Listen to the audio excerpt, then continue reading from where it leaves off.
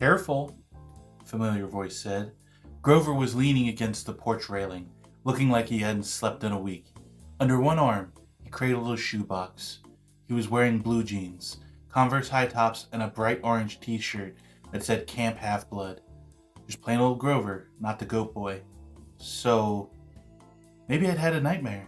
Maybe my mom was okay. We were still on vacation and we'd stopped here at this big house for some reason and... You saved my life, Grover said. Well, the least I could do, I went back to the hill. I thought you might want this. Reverently, he placed the shoebox in my lap. Inside was a black and white bull's horn, the base jagged from being broken off, the tip splattered with dried blood. It hadn't been a nightmare. The Minotaur, I said. Percy, it isn't a good idea. That's what they call him in the Greek myths, isn't it? I demanded. The Minotaur? Half man, half bull? Grover shifted uncomfortably. You've been out for 2 days. How much do you remember? My mom, is she really... He looked down. I stared across the meadow. There were groves of trees, a winding stream, acres of strawberries spread out under the blue sky. The valley was surrounded by rolling hills, and the tallest ones, directly in front of us, was the one with the huge pine tree on top. Even that looked beautiful in the sunlight. My mother was gone.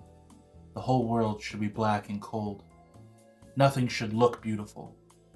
I'm sorry, Grover sniffled. I'm a failure. I'm the worst satyr in the world. He moaned, stomping his foot so hard it came off. The Converse high top came off. The inside was filled with styrofoam, except for the hoof-shaped hole. Oh, sticks, he mumbled. Thunder rolled across the clear sky. As he struggled to get his hoof back in the fake foot, I thought, well, that settles it. Grover was a satyr. I was ready to bet that if I shaved his curly brown hair, I'd find tiny horns on his head. But I was too miserable to care that satyrs existed, or even minotaurs. All that meant was my mom really had been squeezed into nothingness, dissolved into yellow light. I was alone, an orphan. I would have to live with... Smelly Gabe? No, that would never happen. I would live on the streets first. I would pretend I was 17 and join the army. I'd do something. Grover was still sniffling.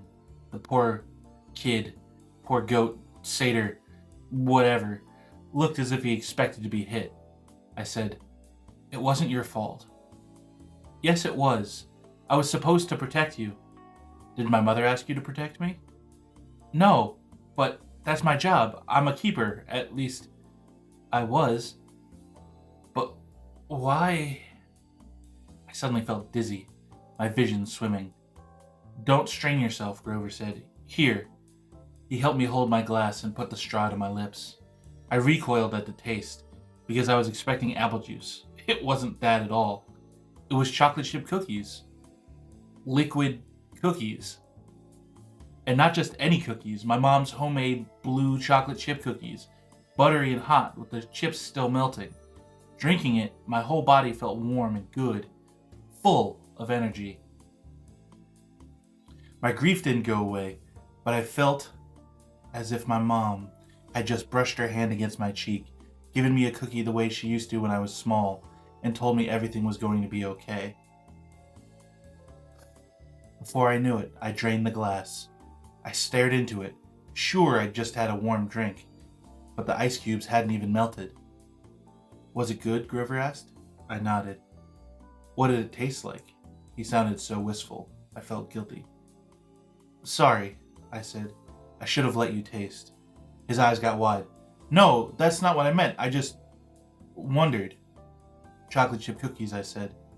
My mom's. Homemade. He sighed. And how do you feel? Like I could throw Nancy Boba Fett 100 yards. That's good, he said. That's good. I don't think you could risk drinking any more of that stuff. What do you mean?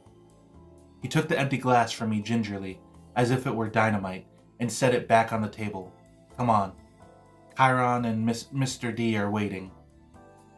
The porch wrapped all the way around the farmhouse. My legs felt wobbly trying to walk that far.